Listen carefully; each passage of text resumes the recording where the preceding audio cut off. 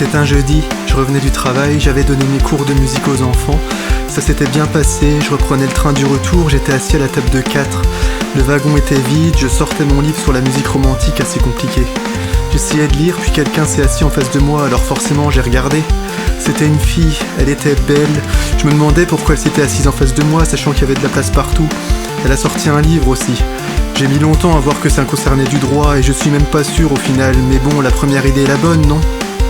On s'est regardé plusieurs fois. Je sentais bien que ce n'était pas juste des regards comme ça, il y avait quelque chose. On s'est bien regardé 3 fois en 30 minutes. Puis à la moitié du trajet, elle est descendue. Elle s'est levée, puis avant de partir, s'est retournée, m'a regardé avec un sourire et m'a dit « Bonne soirée ». Et moi, tellement étonné, j'ai juste répondu « Bonne soirée ». Bien sûr, ça vous vient direct, il fallait y aller, il fallait lui parler, il fallait lui demander ce qu'elle disait. Il fallait descendre avec elle, mais non, j'ai juste dit « Bonne soirée » et ça s'est arrêté là. Je suis reparti jusqu'à ma gare et je le regrette un an après. Qu'est-ce qui se serait passé si j'y étais allé ? Peut-être que l'on serait ensemble aujourd'hui. Peut-être que ça aurait marché un mois, puis ça se serait arrêté. Mais c'était la situation idéale, pas besoin de Tinder, pas besoin d'aller accoster dans la rue et passer pour un queutard.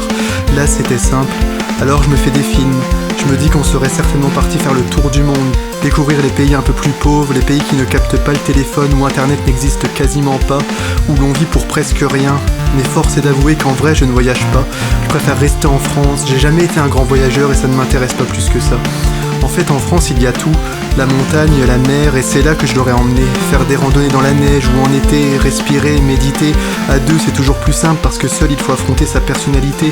Il faut s'avouer vaincu, voir que l'on n'est pas parfait, se souvenir plus du mal que des choses bonnes. Penser à l'avenir, oula, vaut mieux pas. Alors si tu m'écoutes, jeune demoiselle, reprends le train que tu as pris un jeudi soir. Vois-moi seul à la table et assieds-toi. Nous referons l'histoire. Tu me diras ton prénom, je te dirai le mien. Puis si tu as peur de me donner le tien, tu en donneras un autre, c'est rien, je comprendrai. On discutera sur les rails pendant 30 minutes. Tu pourras tout me dire, on se connaîtra depuis toujours. Je sais que c'est difficile parce que tu te diras que je suis un mec et toi une fille et que je pense seulement à faire des choses avec toi. Je te cache pas que l'amitié fille-garçon pour moi c'est extrêmement compliqué, c'est le fameux débat. Mais je crois que tu désires la même chose au fond. Écoute, on fera semblant d'être amis comme tous les couples ont commencé, puis on se reverra et je te prendrai peut-être la main. Ça commence comme ça, une aventure. Puis après, le temps fera l'affaire. Je te cache pas que l'idée de me mettre en couple me terrorise parce que je n'en dors plus, et en même temps l'idée de rester seul toute ma vie m'angoisse terriblement aussi. Et le problème, mon gros problème, c'est que je tombe très vite amoureux parce que j'ai eu plein de soucis dans ma vie qui font que maintenant je m'attache directement aux gens.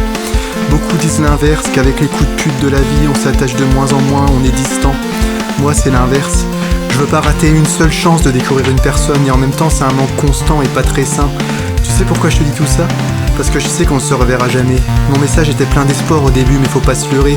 C'était une chance magnifique que de se rencontrer comme ça dans un train. Ça arrive une fois dans une vie.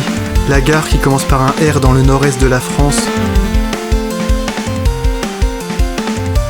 Merci d'être passé dans ma vie, par hasard. J'ai été heureux.